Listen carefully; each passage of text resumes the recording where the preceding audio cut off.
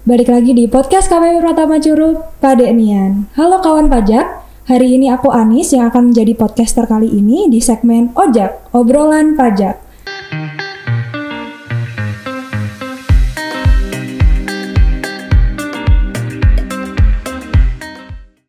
Nah, pada kali ini kita kedatangan narasumber yang istimewa nih. Dari Kepala Pengawasan dan Konsultasi 3, ada Bapak Weldy Menanda. Selamat datang Bapak. Selamat datang. Apa kabarnya ini Pak? Alhamdulillah baik, Miss. Baik ya Pak ya. Nah, pada kali ini kita bakalan ngomongin tentang seputar chit-chat aja nih Pak, tentang perpajakan. Iya, betul. Nah, pajak. Buat apa sih Pak sebenarnya pajak itu? Waduh, kalau misalnya pertanyaannya seperti itu, panjang ini Nisa akan menjelaskannya, tapi Mungkin kita coba ya. Gambaran umumnya Oke. aja ya Pak ya. Untuk supaya teman-teman kawan pajak yang ada bisa lebih mencerna dengan bahasa yang lebih sederhana ya. Benar. Karena kalau dilihat-lihat, sepertinya orang pajak selalu akan bicara masalah aturan. Dan aturan yang bingung. Iya, gitu. Belum tentu Iya. juga kawan-kawan pajak yang ada bisa memahami aturan itu, karena aturan sangat bahasanya hukum sekali gitu, bahasa Benar. hukum gitu. Oke. Pajak ya. Pajak itu adalah sumber yang sangat luar biasa untuk negara kita, kawan pajak sekalian. Di mana 75% kurang lebih dari anggaran pendapatan belanja negara Indonesia itu diperoleh dari pajak tadi. Jika kita melihat dari sebuah pendapatan, maka tentunya akan ada kondisi di mana sisi lainnya, yaitu adalah pengeluaran ya. Benar. Nah, pengeluaran ini sebenarnya yang sangat-sangat harusnya menjadi kepedulian. Artinya di saat kita ingin mendapatkan atau sesuatu, pastinya kita akan mengukur seberapa banyak uang yang akan kita keluarkan. Nah, jika dilihat dari sedikit atau sekilas, bahwasannya penjelasan untuk manfaat pajak di bidang politik ada, di bidang ekonomi, sosial, hukum, keamanan dan pertahanan, ketertiban masyarakat, kesehatan, pendidikan, banyak sekali. Sepertinya menyeluruh sekali ya Pak ya. Menyeluruh sekali, karena memang tugas dari sebuah negara bagaimana menjamin rakyatnya bisa mendapatkan hak yang sesuai dengan yang diamanahkan oleh undang-undang. Seperti itu kurang lebih. Oke. Jadi kan kita udah tahu nih pajak tuh secara umum seperti apa. Nah, balik lagi ke kisah saya nih Pak. Saya ini sudah 2 tahun Pak ada di Curup. Oke. Di kota Curup ini. Jadi saya sangat-sangat memperhatikan bagaimana kota Curup ini berkembang dalam 2 tahun terakhir saya. Itu fasilitasnya, jalannya yang masih jalannya yang dulu masih ya mungkin ada yang berlubang, sekarang sudah tertutup. Fasilitas kesehatannya juga sekarang sudah sangat-sangat memadai.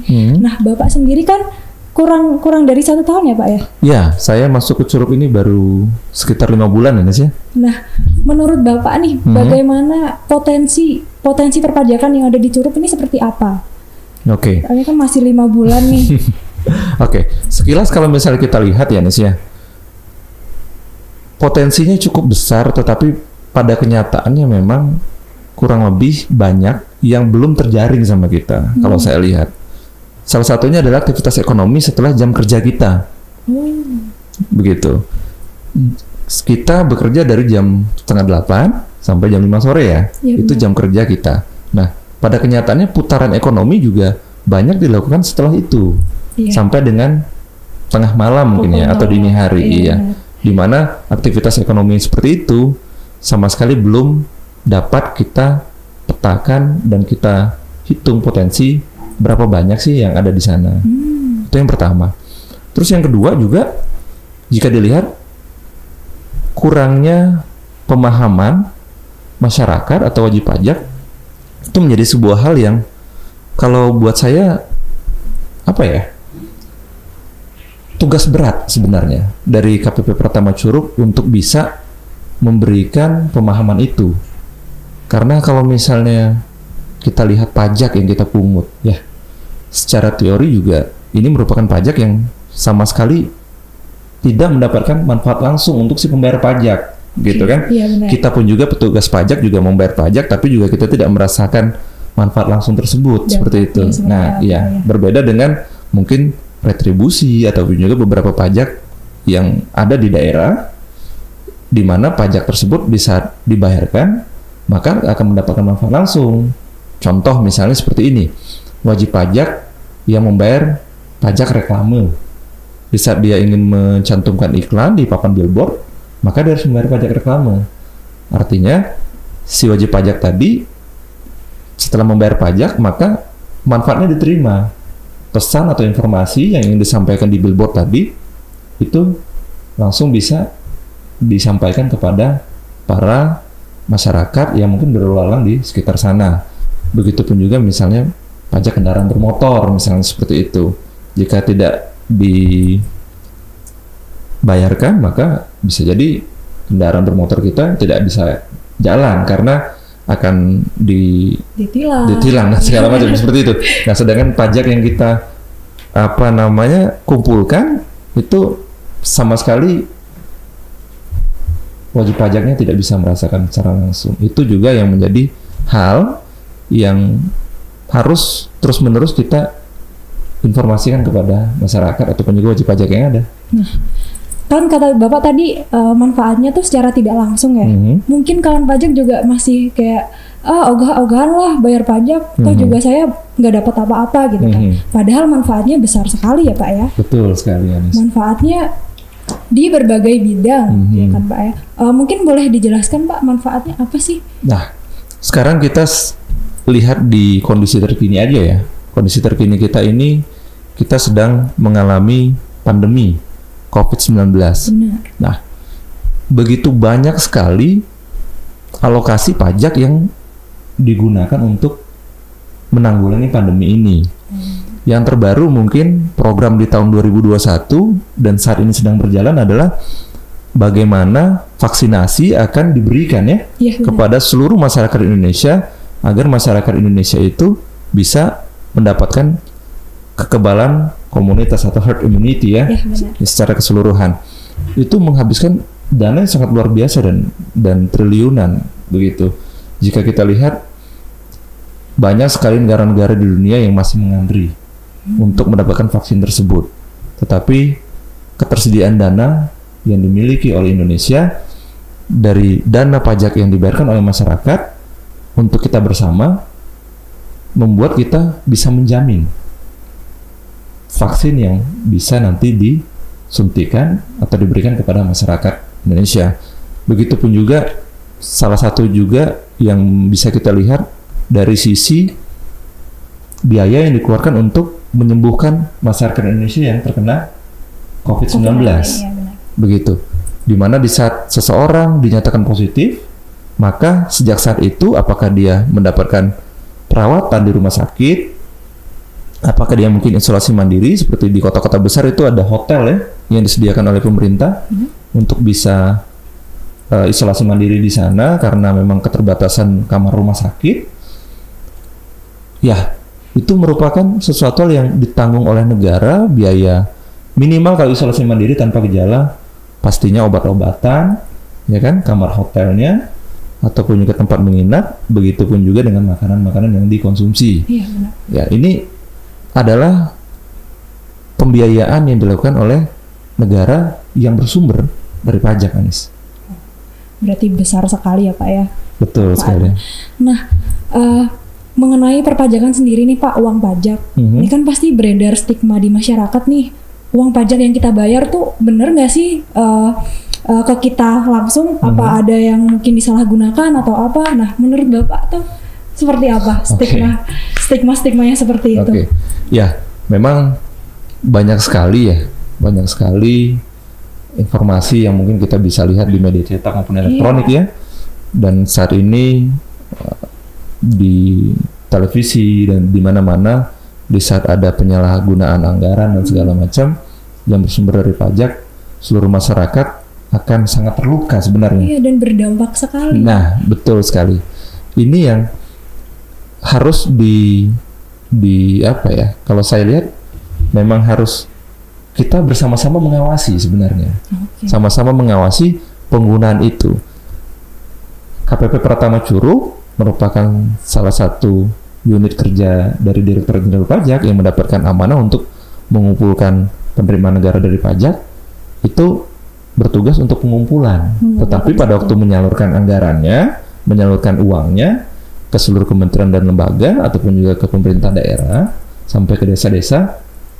Nah, ini kondisinya pengawasan itu tidak lagi dilakukan oleh kita. Begitu kan? Ya, tidak lagi dilakukan oleh kita. Nah, yang melakukan pengawasan siapa? Kita bersama. Makanya dulu pernah ada jargon bahwa bayar pajaknya dan awasi penggunaannya, seperti itu. Karena memang ini merupakan kepentingan kita bersama untuk melakukan pengawasan supaya para pemangku kepentingan dan yang diberikan amanah untuk menggunakan dana pajak masyarakat tadi itu bisa sesuai dengan kondisi yang sebenarnya tanpa ada ya penyelewengan seperti itu. Nah, benar banget nih. Jadi kawan pajak di rumah, seperti kata Pak Weldy tadi, ayo kita awasi bersama penggunaan pajak kita. Jadi yang fasilitas-fasilitas yang mungkin kurang nanti bisa dibenahi lagi. Itu pakainya juga uang pajak ya, Pak ya. Betul sekali. Ya, untuk ini nih Pak, kalau semisal nih Pak, kan kita udah ngomongin tentang manfaatnya. Gimana sih langkah pertama seseorang untuk membayar dan menjadi wajib pajak? Kan pasti ada ininya nih Pak. Sebenarnya yang paling utama tadi PR kita adalah bagaimana memberikan sebuah pemahaman ke masyarakat ya. Pentingnya pajak itu sendiri. Sehingga kalau misalnya sangat penting, sama seperti di zaman dahulu mungkin kita masyarakat Indonesia atau rakyat Indonesia berkontribusi untuk negara dengan melakukan perjuangan untuk mencapai kemerdekaan. Tetapi di saat kita sudah merdeka seperti ini, salah satu cara untuk bisa mengisi kemerdekaan adalah dengan membayar pajak. Nah, kedaulatan kita, keamanan kita, sistem pertahanan kita, semuanya itu dibiayai oleh dana pajak masyarakat tadi atau wajib pajak tadi. Jika teman-teman atau kawan pajak di manapun berada saat ini sedang kebingungan untuk saya ingin menjadi wajib pajak, ingin memberikan kontribusi kepada negara, ingin berperan serta dalam memajukan negara kita, teman-teman atau kawan pajak bisa pergi ke kantor pajak ini untuk melakukan pendaftaran NPWP atau mendapatkan nomor pokok wajib pajak. Kemudian juga bisa juga sebenarnya dengan pendaftaran online seperti itu. Artinya begitu banyak sekali cara yang diberikan oleh negara agar kawan pajak dimanapun berada bisa berperan aktif, mendaftarkan diri untuk bisa ikut serta membangun negeri kita. Nah, benar. Jadi sebenarnya yang berkewajiban itu bukan hanya orang-orang yang bergolongan atau berpenghasilan tinggi, betul tapi sekali. Semua yang berpenghasilan ya Pak ya. Betul. Itu akan dikenakan pajak dengan tarif tertentu. Betul. Ya, sifatnya jika kita melihat pajak ya, pajak itu punya teori namanya teori daya pikul. Nah, artinya teori daya pikul ini sedikit untuk teman-teman atau kawan pajak mengetahui di mana pajak itu dibebankan untuk orang yang mampu mendapatkan beban tersebut gitu. Jadi semakin besar keuntungan penghasilan yang kita terima, maka akan semakin besar pula yang akan kita tanggung. Ya, sistem ini adalah sistem redistribusi dan pemerataan ya, begitu. Jika kawan-kawan pajak ataupun juga masyarakat saat ini memiliki penghasilan yang sangat-sangat minim, maka pastinya kawan-kawan pajak atau masyarakat juga tidak akan dibebani oleh negara untuk mendapatkan kewajiban tersebut. Tetapi di saat batasan tertentu itu terlampaui, maka negara sangat-sangat mengharapkan bahwa masyarakat atau kawan pajak itu bisa ikut serta dalam membangun, memajukan negara kita tercinta ini, Mas. Berarti gimana ya? Potongannya tuh juga ya relatif lah ya Pak ya. Betul tergantung sekali. Dari penghasilan yang dihasilkan oleh orang-orang pribadi. Nah, langkah selanjutnya nih Pak, setelah punya NPWP, setelah punya kartu nomor pokok wajib pajak, apa yang perlu dilakukan nih kepada setiap orang? Apakah harus langsung membayar atau apakah harus langsung melapor? Oke.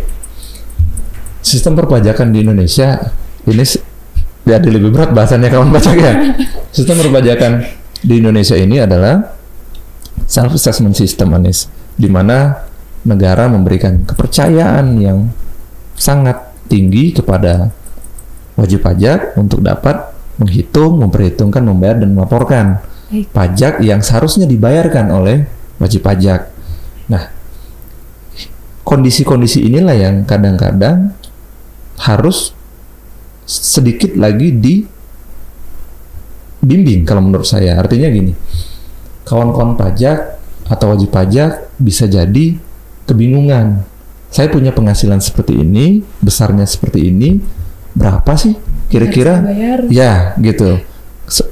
Kondisi itulah yang kawan-kawan pajak dimanapun berada bisa sebenarnya datang ke kantor pajak untuk menanyakan berapa sih pajak yang harus saya bayarkan, ataupun juga untuk bisa menelpon ke saluran-saluran yang ada, apakah itu yang dimiliki oleh KPP Pratama Curup ataupun juga yang dimiliki oleh Direktur Jenderal Pajak seperti Kering Pajak 1500-200 untuk menanyakan informasi lebih lanjut jika kawan pajak tidak memiliki waktu untuk bisa datang ke kantor pajak. Seperti itu.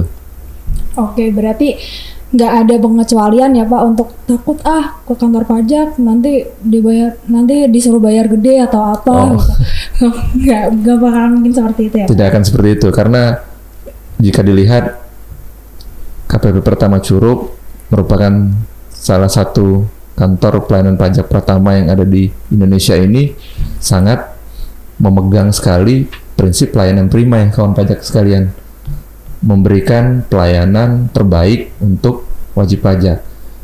Wajib pajak yang datang ke kantor pajak atau KPP Pratama Curup pastinya bisa datang bingung, pulangnya akan tersenyum karena puas mendapatkan jawaban dan pengetahuannya pastinya. Oke, baik. Manfaat tadi sudah, kewajiban tadi juga sudah. Nah, podcast kita juga sudah mencapai penghujung acara nih Pak.